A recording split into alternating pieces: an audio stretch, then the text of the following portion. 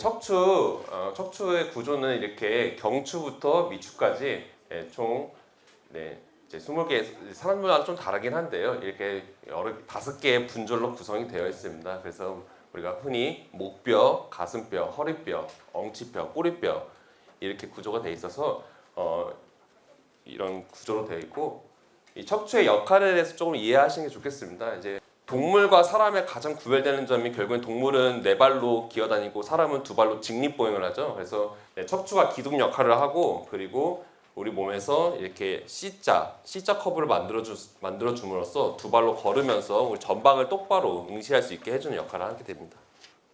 첫 번째로 시작할 건 디스크인데요. 이 디스크에 대해서 이제 좀 이해를 하실 필요가 있겠습니다. 그래서 제 외래로 오시는 환자분들 중에 다들 뭐 디스크가 진단되었어요, 디스크가 아파요, 뭐 이러신 분들 되게 많으신데요.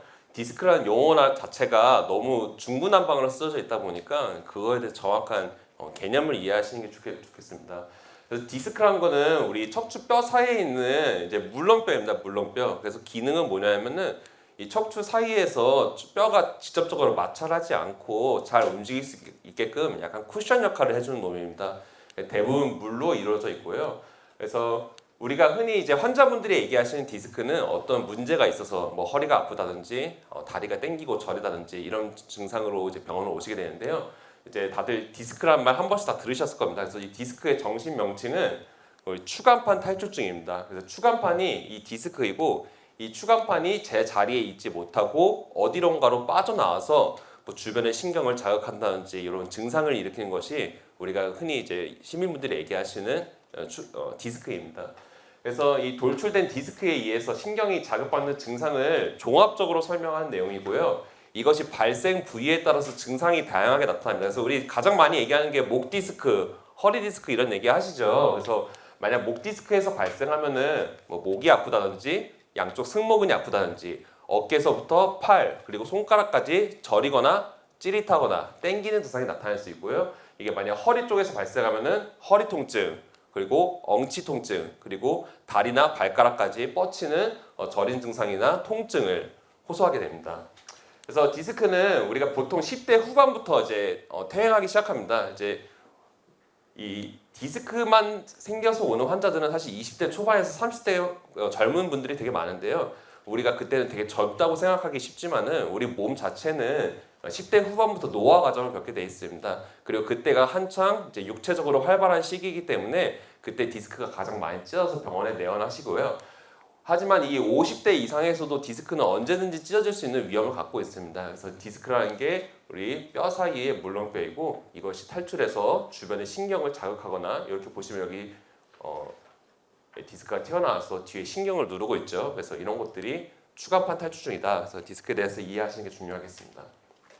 아까 말씀드린 대로 허리 부분에서 디스크가 탈출할 경우에는 허리가 아프고 엉치 통증, 그리고 양쪽 다리 또는 한쪽 다리로 뻗치고 타고 내려가는 저린 느낌 또는 욱신거리는 통증을 호소하게 됩니다.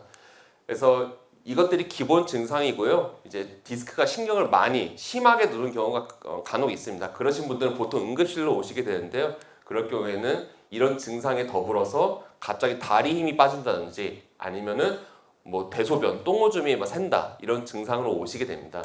그래서 이런 증상이 있을 때는 아, 내가 허리 쪽에 척추에 뭐가 문제가 있겠구나 하고 병원에 오시면 되겠습니다. 그래서 그 어르신분들이 가장 많이 물어보는 게 왜 나는 다리가 아픈데 왜 척추 진료를 보러 가라 하냐.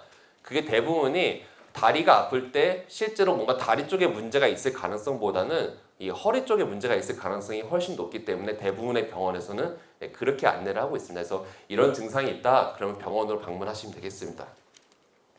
그래서 요거는 우리 몸의 신경 분포를 보여주는 건데요. 우리 몸에 아까 제가 척추뼈가 뭐 경추는 7개, 흉추는 12개, 요추는 5개 이렇게 있다고 설명드렸는데, 각 척추뼈의 사이에서 신경이 이렇게 나오게 됩니다. 그래서 여기 보시면은 이 뼈들 사이에서 이렇게 나오는 신경이 좌우로 한 쌍씩 있습니다.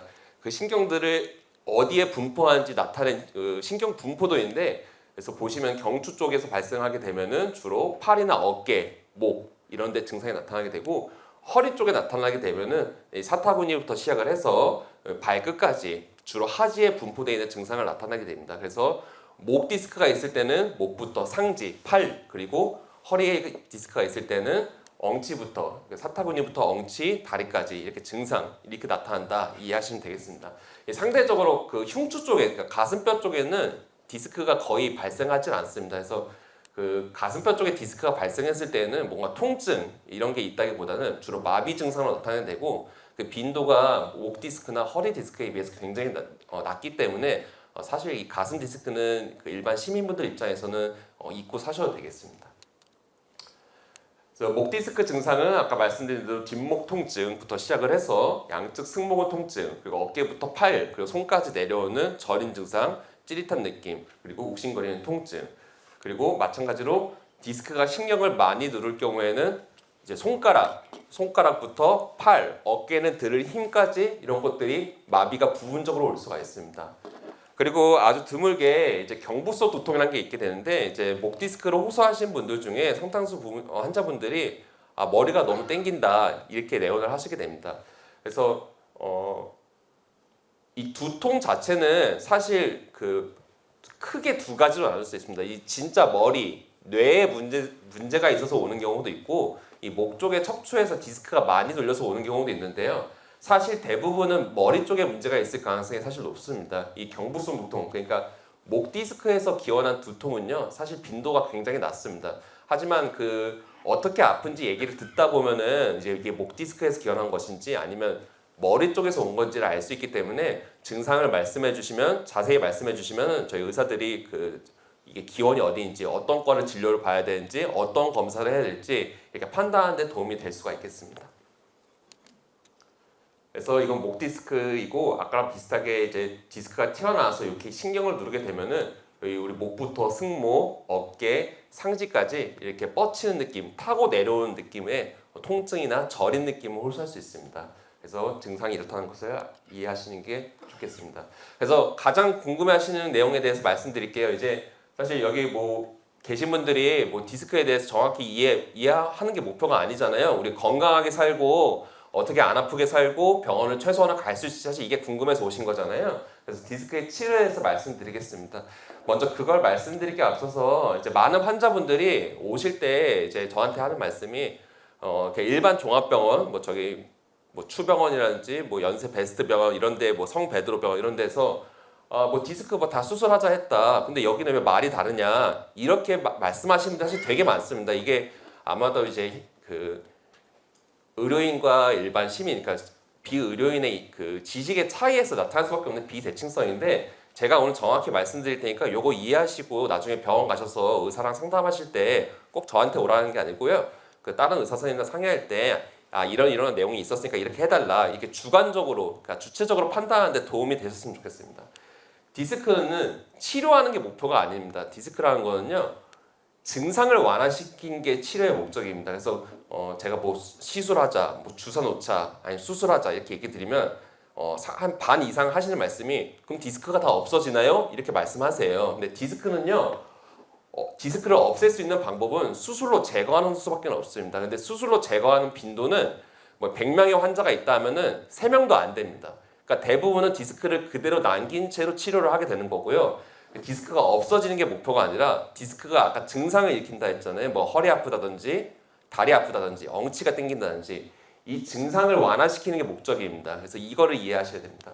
그래서 가장 먼저 하는 거는 약물 치료. 우리가 진통소염제나 뭐 신경보호제라고 하는 그런 약물들을 처방을 하게 되고요. 이 약물 치료만으로 거의 제 경험상 열에 6, 7명 정도는 일상생활을 하는데 큰 무리가 없습니다. 그래서 디스크는 대부분 수술하지 않습니다. 그거 알아두시면 되고요. 수술하는 경우는 굉장히 적습니다. 약물만으로도 아주 만족스럽게 살아가실 수 있다는 걸 꼭 이해하셔야 되고요. 이 약물 치료에도 반응이 떨어지신 분들이 종종 계십니다. 한 20% 정도 계시는데 그럴 경우에는 우리가 이제 어르신들 병원 가서 많이 맞는 거 있잖아요. 뭐 차단술 이런 거 얘기 들어보셨죠? 그런 게 이제 주사 치료에 해당되고 그 주사 치료를 정해진 건 아닙니다. 제가 스승님께 배운 거는 3회에서 5회를 넘기지 말아라. 그리고 주사 간격은 최소 1주에서 2주 간격을 해라. 그래서 이렇게 주사를 놨을 때 거의 대부분이 통증이 조절이 됩니다. 하지만 이렇게 해도 아주 드물게 통증이 조절 안 되신 분이 계시겠죠. 그러신 분들은 수술적 치료를 통해서 디스크를 제거하게 됩니다. 그리고 이 주사 치료의 핵심은 이 스테로이드 주사인데 제가 이건 이따가 뒤에서 자세히 설명드리겠습니다. 자, 디스크랑 우리 비슷한 게 하나 있죠. 척추관 협착증 많이 들어보셨을 거예요. 여기 병원 가셔서 진단 받아 보신 분도 계시고 아마 MRI 찍어본 분도 계시고 주사 맞으신 분도 분명히 여기 계실 겁니다.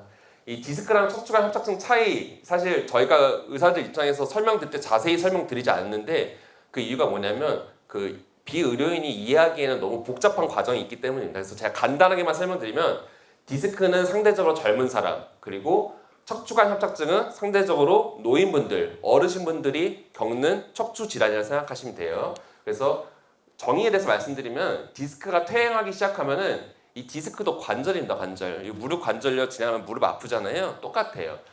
근데 디스크가 퇴행하기 시작하면서 이 척추에 관절이 막 수십 개가 있는데요. 그 관절이 마모가 진행되고 이 관절이 마모되면은 아무래도 뼈끼리 부딪히고 막 그러다 보니까 우리 척추도 이거에 적응을 해야 돼요. 그래서 이 적응해 나가는 과정에서 인대가 두꺼워진다든지 뼈가 자란다든지 이런 일련의 과정들을 척추관 협착증이라 합니다.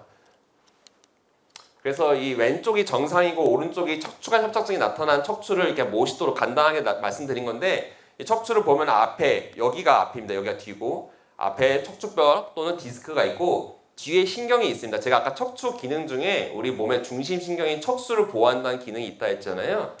여기 가운데 신경을 보호해주는 역할을 합니다. 그래서 아주 제한된 공간 안에서 신경이 손상받지 않도록 보호해주는 역할을 하는데 이게 나이가 들다 보면은 관절이 마모되고 뼈가 자라고 인대가 자랍니다. 그래서 보시면은 디스크가 튀어나오고 뼈들이 오돌토돌하게 자라서 이 안에 제한된 공간을 더 좁혀버립니다. 그러면은 안에 있는 신경이 눌리겠죠. 안에 있는 공간은 한정적인데 계속 뭔가 안으로 자라고 들어오니까 이 공간이 부족해지겠죠. 그래서 신경이 눌리게 됩니다. 그래서 이렇게 신경이 눌리게 돼서 뭐 아까 말씀드린 허리 아픈 거 아니면 엉치나 다리가 아픈 거 이런 것들이 발생하는 게 척추관 협착증이라는 그 질환입니다. 그래서 뭐 MRI 간단하게만 보여드리면 이 MRI는 사람의 몸을 옆에서 잘라서 본 건데요.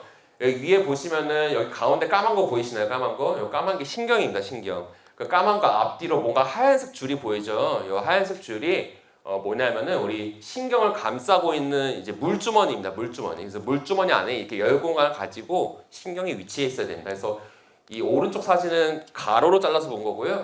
아까 제가 하얀색 물주머니 안에 신경이 있다 했죠. 그래서 이 약간 삼각 팬티 같은 모양이 물주머니 그리고 안에 있는 까만색 국수 다발 같은 것들이 신경입니다. 이 정상은 이렇게 하얀 게 잘 보여야 돼요. 근데 아래 거 보시면은 이 협착증이 진행하게 되면은 위에 사진과는 반대로 하얀 게 하나도 안 보이죠. 하얀 게 지금 보이시나요? 전혀 안 보이죠? 이게 왜 그러냐면 이 물주머니가 안에서 짜부가 돼가지고 이게 다 짓눌린 거예요. 그래서 신경이 지금 엄청 눌리고 있는 이게 MRI 소견입니다. 그래서 이런 것들을 척추관 협착증이라 합니다. 증상은 디스크랑 비슷한데요. 차이가 하나 있습니다. 이 파행이라는 구분되는 특징이 하나 있습니다. 그래서 파행이 뭐냐? 많이 걷거나 오래 서 있게 되면은 허리나 엉치, 다리가 아프고 저려서 쉬었다 가야 됩니다. 제가 그 환자분들의 용어로 표현을 해볼게요. 5분, 10분 정도 걸으면 쉬었다 가야 돼요. 주저앉아서 쉬었다 가야 돼요. 엉치가 빠질 것 같아요.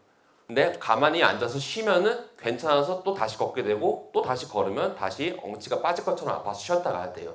그래서 이런 증상들이 척추관 협착증의 아주 특징적인 증상입니다. 물론 이걸로 뭐 대변할 수는 없지만 보통 이런 게 있다면 나 협착증이구나 생각하시면 되겠습니다. 협착증의 치료도 똑같습니다. 디스크랑. 협착증 자체를 치료하는 게 아니에요. 협착증은 그 나이가 들어가면서 생기는 노화 증상의 일부예요. 그래서 협착증 자체를 치료하는 거는 수술밖에 없습니다. 그래서 협착증 자체를 치료하는 게 아니라 협착증이 일으키는 증상을 완화시키는 게 목적입니다. 역시 디스크랑 똑같이 약물 치료를 시작합니다. 마찬가지로 열의 7명은 약물 치료만으로도 별다른 시술이나 수술 없이 일상생활을 하는데 크게 어려움 없다고 하십니다. 마찬가지로 약물 치료에 반응이 없는 경우 주사 치료를 하게 되고요. 똑같이 약물 주사 치료를 약 한 달에서 2달 정도 충분히 하고 나서도 자기는 5분 이상 걷기 힘들다, 10분 이상 걷기 힘들다 그러시면은 그때는 수술을 하게 됩니다. 그래서 이제 가장 궁금해하시는 치료에 대해서 자세하게 설명을 드릴게요. 그래서 대부분의, 그러니까 상당수의 환자는 그 약물적 치료만으로도 충분히 일상생활 가능하고요. 이 약물 치료의 핵심은 신경 자극 증상을 해결하는 것입니다. 그러니까 디스크나 협착증 자체를 없애는 것이 아니기 때문에 이 약물 치료를 하는 기간 동안에는 증상이 완화될 수 있지만은 약물 치료를 중단하거나 할 경우에는 이 재발이나 악화 가능성이 항상 있습니다. 제가 환자들한테 좀 알기 쉽게 설명할 때 항상 이런 사진을 보여드리는데요. 이 왼쪽 사진은 정상적으로 우리 노인분이 얼굴에 주름살이 생긴 거고, 오른쪽은 저희가 그 특수 뭐 프로그램 등을 이용해서 이 얼굴 주름살을 일부러 인위적으로 핀 겁니다. 저희 뭐 나이가 들면 다 피부 다 주름살이 생기잖아요. 근데 그 뭐 피부과나 이런 성형외과 가가지고 뭐 돈 아무리 많이 내놓고 나 주름살 좀 깨끗하게 펴주세요 하면 될까요, 안 될까요? 안 되겠죠. 이 협착증이나 디스크도 똑같습니다. 나이가 들면서 생기는 거기 때문에 이거를 억지로 해결할 수 있는 방법은 없습니다. 그래서 이 증상을 해결하는 것이 치료의 목적임을 반드시 이해하셔야 됩니다. 그래서 가장 많이 물어보시는 질문들이나 그런 것들을 제가 모아봤어요. 그래서 그것들을 위주로 제가 설명을 드릴게요. 선생님, 진통제는 나쁜 것이니까 먹지 않을래요. 사실 이러신 분들 생각보다 되게 많습니다. 한 10명 있으면은 2명 정도 되시는데요. 왜냐면 요즘에 인터넷으로나 이런 데 검색이 쉽고 뭐 지역사회 카페, 맘카페 이런 데서 치료받은 후기 이런 것도 올라오고 뭐 기사에서도 뭐 의료 정보 이런 것들이 무분별하게 범람을 하면서 사실 일반인 분들도 예전에 비해서 의료에 대해서 정보 접근이 쉬워졌는데요. 이게 올바른 정보가 전달이 되지 않다 보니까 이제 과학적이지 않은 그 미신 같은 게 생기는 것 같습니다. 그래서 진통소염제랑 신경보호제가 아까 제 약물의 핵심을 말씀드렸는데 의사의 적절한 판단하에 처방이 된다면 대단히 안전한 약물입니다.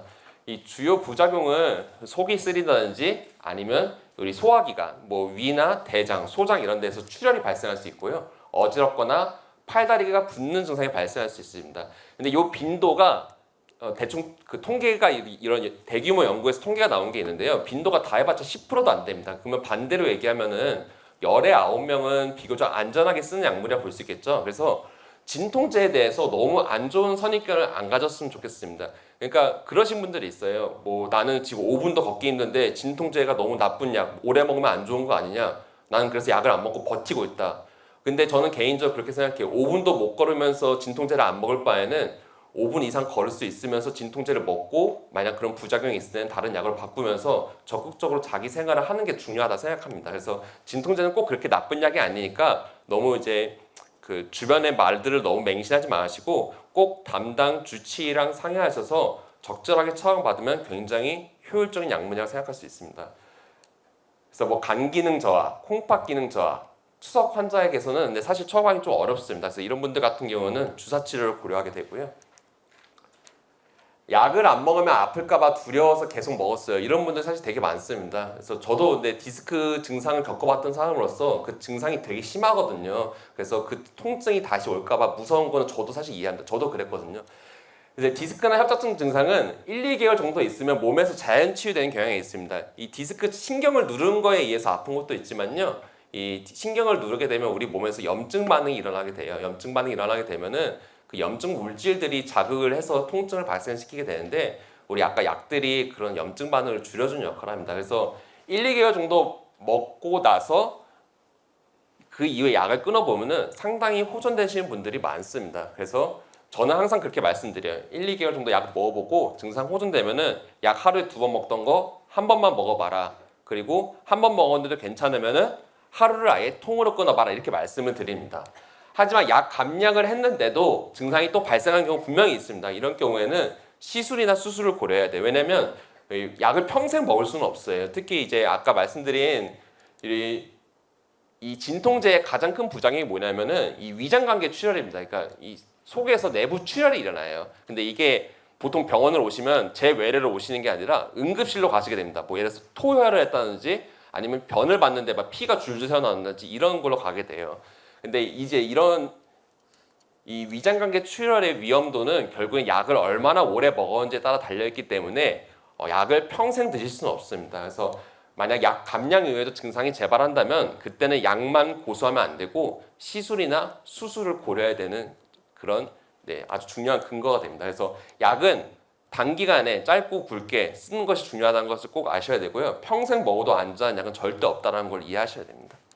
이 꾸부정 할머니의 원인이 뭐냐면은 이겁니다. 이거 허리 근육이 하나도 없어져서 이렇게 된 겁니다. 다른 원인이 아니라 허리 근육이 다 망가져가지고 허리를 지탱할 힘이 없으니까 뒤에서 잡아줘야 허리가 이렇게 펴지는데 잡아줄 힘이 하나도 없으니까 자꾸 앞으로 구부러지는 거예요. 그래서 이런 꾸부정 할머니는 이렇게 되는 겁니다. 그래서 수술을 하게 되면 보통은 이런 대형 공사를 하게 되는데 별로 거느리지 않습니다. 그래서 운동의 목적은 제가 설명드리면 우리 허리 척추는 척추 디스크, 뭐 후관절, 인대, 근육 여러 가지 요소가 있습니다. 근데 제가 아까 말씀드린 내용 중에 대부분은 근육을 제외하고 말씀드렸는데 다 소모품입니다. 소모품. 우리 소모품은 자동차 같은 건 부품 망가지면 바꿔 끼면 되지만 사람은 그럴 수 없잖아요. 나이가 들수록 퇴화하고 기능이 떨어지게 돼 있어요. 아까 뭐 디스크가 마모되고 뼈가 자라고 인대가 두꺼워진다 했잖아요. 다 마모되게 돼 있어요. 하지만 근육은 이 중에서 유일하게 운동으로 퇴화를 막을 수 있을 뿐만 아니라 기능도 올릴 수가 있습니다. 그래서 근육의 운동이 그 허리 질환 예방하는데 중요한 이유가 유일하게 근육만이 우리가 사람이 바꿀 수 있는 거기 때문입니다. 그래서 환자의 진단, 증상에 따라 적절한 허리 신전근, 그러니까 등 근육의 강화는 필수입니다. 그래서 특정 자세에서 디스크나 협착증이 완화되는 특징이 있습니다. 그래서 저희가 보통 이제 운동을 알려드릴 때 허리를 구부리는 자세를 알려드리는데 이 허리를 구부리는 자세를 열심히 연습하다 보면은 신경이 눌리는 신경이 풀어지는, 그러니까 신경이 상대적으로 넓어지는 그런 그 자세가 있습니다. 그거를 좀 익히게 되면은 상대적으로 운동을 안 했을 때 비해서 약물이나 주사 없이도 증상에서 자유롭게 살 수 있는 특징이 있습니다. 그래서 저희가 대학병원 가면 보통 재활학과가 다 있어요. 재활학과 재활학과 보통 여기 가시면 대부분 뭐 주사 맞거나 도수 치료 받거나 이렇게 하러 가시는 분이 대부분일 텐데 이 재활학과의 존재의 의의가 뭐냐면 어느 정도 아픈 게 해결되고 나면은 이제 장기적으로 그 증상이 재발하지 않도록 예방하는 데 있습니다. 그래서 재활학과의 전문의 진료를 보고 거기서 운동 스포츠 센터가 있어요. 운동 스포츠 센터. 그래서 운동 처방을 받고 어떻게 하는지 교육을 받고 집에서 1년 이상 스스로 할 수 있게끔 제가 교육을 시켜드립니다. 그래서 이걸 하시면은 아주 예방하는 데 도움이 됩니다. 근데 제가 아산병원에 있을 때나 여기 있을 때나 처방을 내드리면은 대부분의 분들이 몇 개월 하다 포기하세요. 왜냐면 한 두세 달 해서는 사실 결과가 안 나오거든요. 왜냐면 주사 맞으면 바로 좋아지잖아요. 웬만하면은. 그렇죠? 그러니까 근데 이게 제일 좋은 치료입니다. 가장 돈도 안 들고 가장 병원을 많이 안 가게 해주는 좋은 치료이기 때문에 꼭 전문의의 진료를 받아서 아픈 시기가 지나면은 꼭 운동을 해야 한다는 것을 기억하셔야겠습니다. 그래서 운동 치료의 오해와 진실에서 말씀드릴게요. 지금 많이 아픈데 운동해도 괜찮을까요? 라고 물어보시는 분도 상당히 많으세요.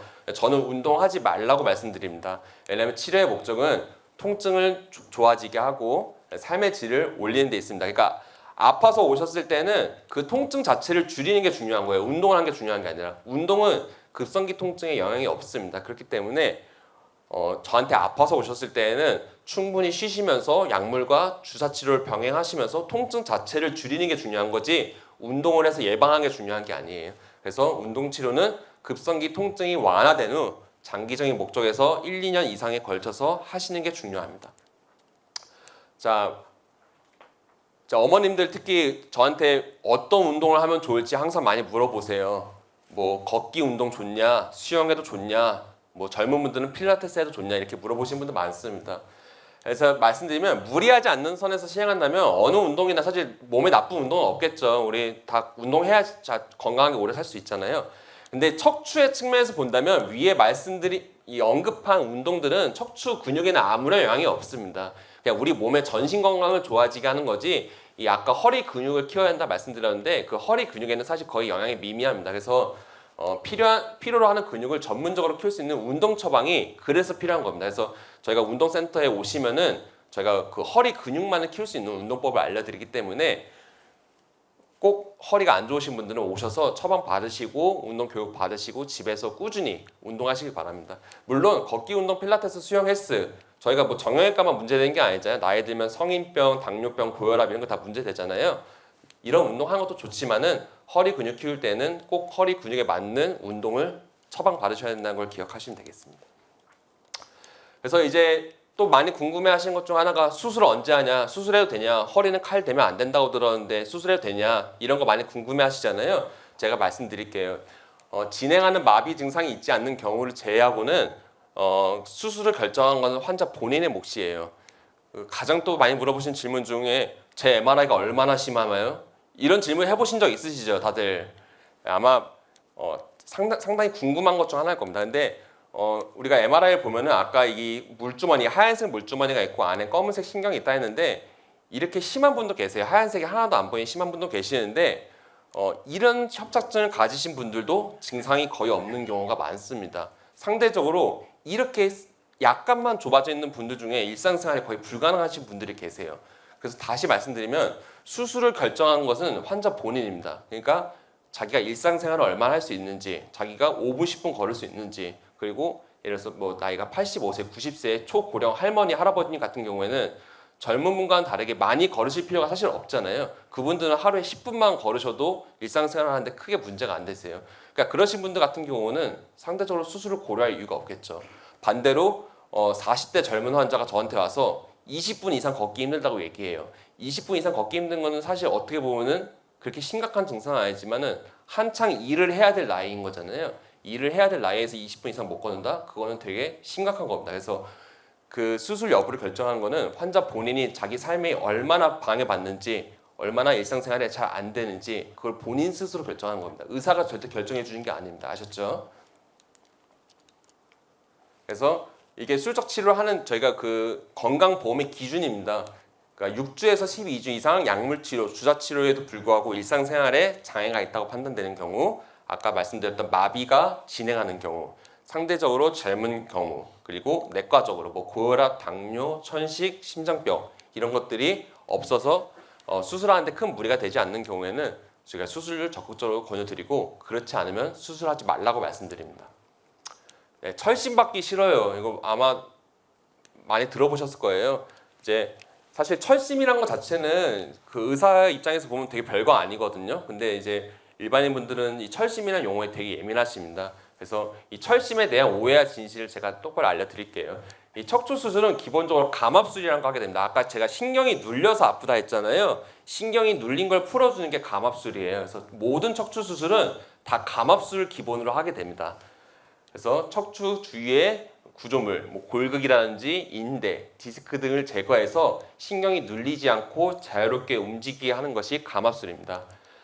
그래서 여기 디스크가 이렇게 까맣게 튀어나와 있는데 디스크 제거를 하고 나서 까만 게 다 없어지고 하얀색 물주머니가 아주 잘 펴진 게 보이죠. 이게 감압술입니다. 이게.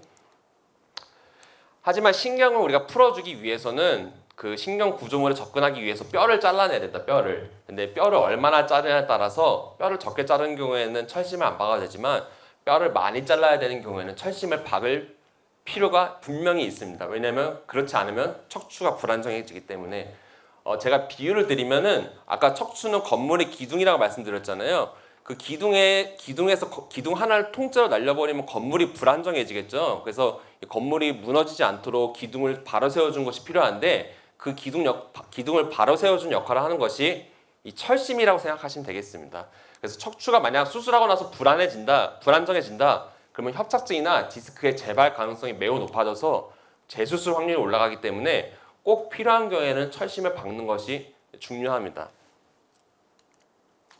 그래서 철심을 박느냐 안 박느냐, 철심을 박을지 말지 결정하는 것은 이 척추 전공한 외과 의사들이 전적으로 판단하는 것입니다. 그래서 아까 말씀드린 대로 많은 뼈의 제거가 필요할 경우에는 수술하고 나서 척추가 불안정해질 수 있기 때문에 철심을 삽입해서 고정해 주는 것이 좋고, 그렇지 않다면 감압술만 시행해 주는 것이 좋습니다. 엄청 아파요. 그래서 사실 되게 어렵습니다. 정답은 없습니다. 그 봐주는 의사가 자기의 신념에 따라서 봐주길 기대하는 게 제일 좋습니다.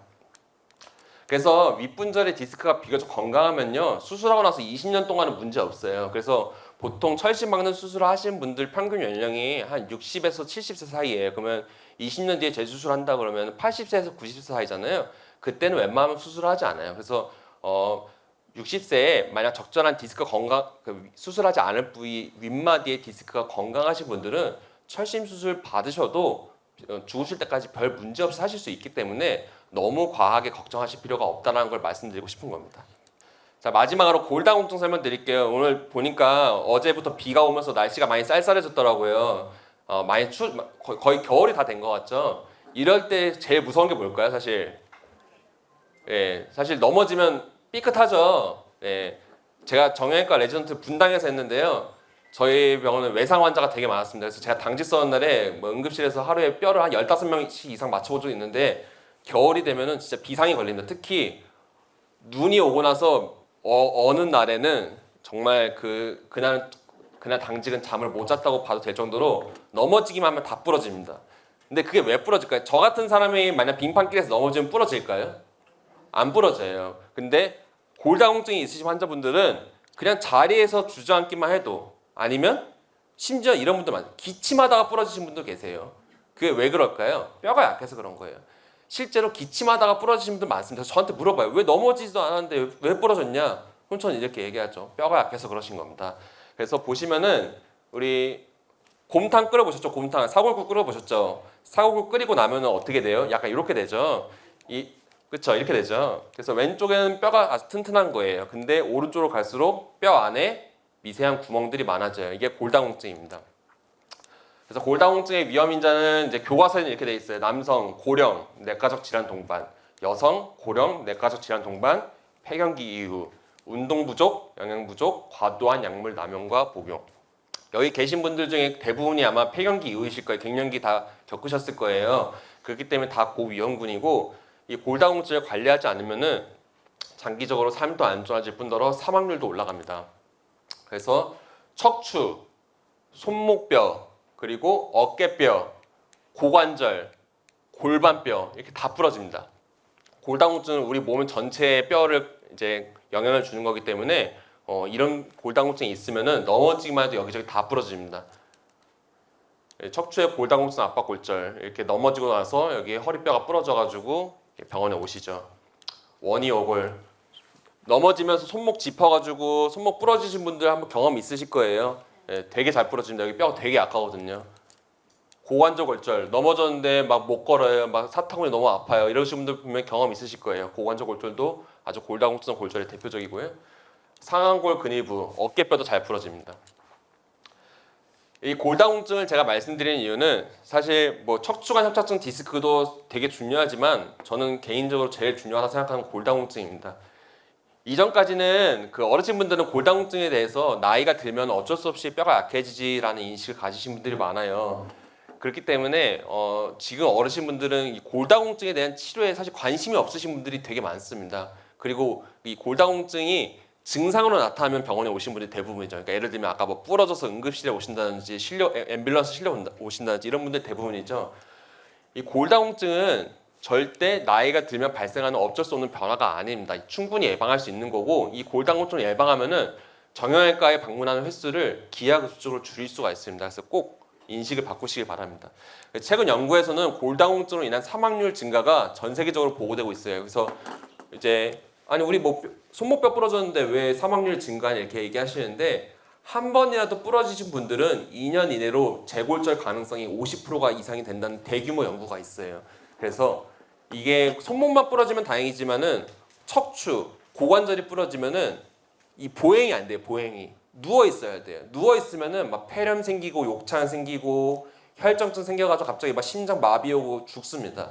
이러신 분들 실제로 많고요. 그렇기 때문에 골다공증을 예방하는 것이 수명을 연장시키는 거랑도 아주 밀접한 관련이 있다고 볼 수 있어요. 그래서 적극적인 예방과 치료가 사망률 감소로 이어질 수 있다라고 생각하셔야 되고 골다공증은 진단하는 데는 우리가 이제 가장 간편하게 그 엑스레이 째가지고 하는 검사가 있어요. 근데 우리나라 보험 기준이 여성 55세, 남성 65세 이상으로 돼 있어요. 또는 동반적 내과적 질환이 많은 경우, 뭐 당뇨나 천식 이런 거 있을 경우에도 골다공증 검사를 적극적으로 하라 돼 있어요. 그래서 이런 경우에는 보험 적용이 되기 때문에 얼마 안 합니다. 이거 진짜 몇천 원, 몇만 원밖에 안 하거든요. 그래서 얼마 안 하니까 꼭 골다공증 검사 후에 관련된 과의 전문의의 진료와 처방을 받아서 관리를 하시는 게 중요합니다. 이 골다공증이라는 거는 그냥 평생 관리하시는 거예요. 평생. 왜냐하면 나이가 들면은 계속 수치는 떨어질 수밖에 없어요. 그래서 죽으실 때까지 우리 혈압이나 당뇨 진단받으면 평생 내과 선생님 얼굴 봐야 되잖아요. 골다공증은 똑같아요. 골다공증도 죽을 때까지 평생 관리한다 생각하시면 돼요. 그래서 골다공증 수치가 많이 낮거나 골다공증 골절, 아까 뭐 허리나 고관절 이런 골절에 이력이 있는 환자들이 많은 경우에는 고위험군을 분류하고요. 이 비교적 강력한 최신 약제를 사용해야 돼요. 근데 대개 이러한 약제들은 대학병원급에만 있어서 골다공증의 진단과 첫 치료는 대학병원에서 하시는 게 좋습니다. 제가 이 말씀을 드린 이유는 저한테 뭐 포천, 의정부, 연천, 철원 수많은 1차 병원 의원급에서 진료를 하다가 저한테 보내신 경우가 많은데 그 검사랑 이제 약을 못 쓰는지 보면은 구닥다리 약을 쓰는 경우가 되게 많아요. 그 옛날에 한 30년 전, 40년 전에 개발된 약물을 쓰는 경우가 많습니다. 요즘엔 그런 약물들을 쓰지 않거든요. 근데 아무래도 이제 의사분들 중에서도 좀 나이가 지긋하신 은퇴를 얼마 안 남긴 분들이 있잖아요. 그런 분들은 아무래도 최신 지식을 습득하는데 떨어질 수밖에 없어요. 혹시 여기 주변에 그런 분들 계신지 모르겠는데 골다공증 약을 나는 내과에서 처방받아서 꾸준히 맞고 복용했는데 갑자기 막 허벅지뼈가 부러졌어요. 이러신 분들이 뭐 계실지 모르겠는데요. 옛날 약들의 부작용이 효과는 낮으면서 오히려 골절 위험을 이제 증가시키는 그런 약들이 옛날에 많았어요. 그렇기 때문에 그런 약들을 쓰면 절대로 안 됩니다. 그래서 요즘에는 좋은 약들이 많이 개발돼 있고 하지만 이런 약들은 상대적으로 주변에 있는 작은 병원에는 거의 없습니다.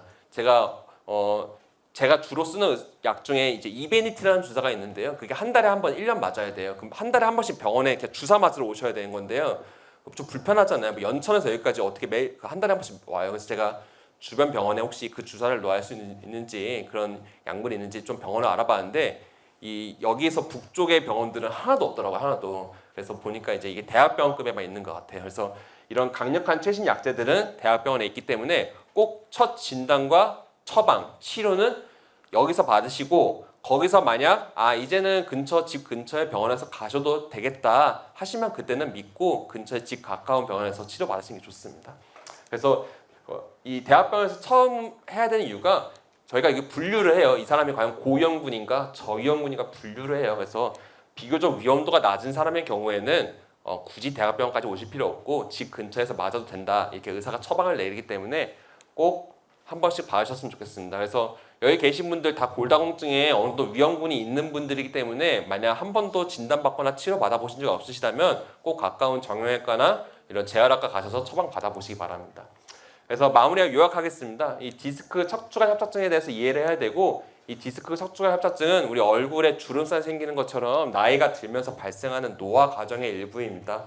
아주 치료에 대한 정확한 이해가 필요하고 너무 주변에 나는 이렇게 치료받았다 뭐 저기 옆집에 누구 엄마는 이렇게 주사 맞아서 좋아졌는데 왜 나는 주사 맞고 안 좋아지냐 이렇게 얘기하실 필요가 없습니다. 왜냐하면 이 주사나 약물 그리고 이 척추관 그 자기의 몸 상태는 개인에마다 다 다르기 때문에 일반인들 사이에서 너무 의학적 정보를 많이 교환하지 마시고 꼭 자기가 믿을 만한 의사를 한 명 지정해서 그 사람과 오랫동안 대화를 하면서 장기적으로 그 사람과 치료 방법을 같이 공유하고 수정해 나가는 게 좋습니다.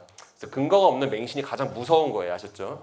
전문의가 권유하는 치료는 경험과 연구를 토대로 최적의 진료를 제시하는 겁니다. 저희가 매년 2번 이상의 학회를 가게 되는데요. 그 학회를 가는 이유는 뭐냐면 의료라는 건 매년 이제 개발되고 개성되기 때문에 혹시 더 나은 치료법이 개발된 게 있는지 이런 것들을 보기 위해서 가는 거기 때문에 만약 대학병원급에서 뭐 어느 전문의가 어느 교수님이 이렇게 하자 했어 그러면 그건 대부분 근거가 있는 치료입니다. 저희가 근거가 없는 치료는 잘 권유드리진 않아요. 아셨죠? 그리고 가장 중요한 근본적인 치료는 이러한 통증이 어느 정도 가시고 나서 허리를 아끼고 근육을 키우고 올바른 자세를 가지면서 예방을 하는 것입니다. 그래서 지금도 그런 분이 계신지 모르겠는데 혹시 지금 여기에서 자기 주무실 때 땅바닥에서 주무시는 분 혹시 계신가요? 땅바닥에서? 침대 안 쓰시고 땅바닥에 주무시는 분 계신가요? 네, 땅바닥에 자는 게 제일 안 좋아요. 아셨죠? 그러니까 허리를 아끼라는 거는 종합적으로 다 이제 그 종합적 의미입니다.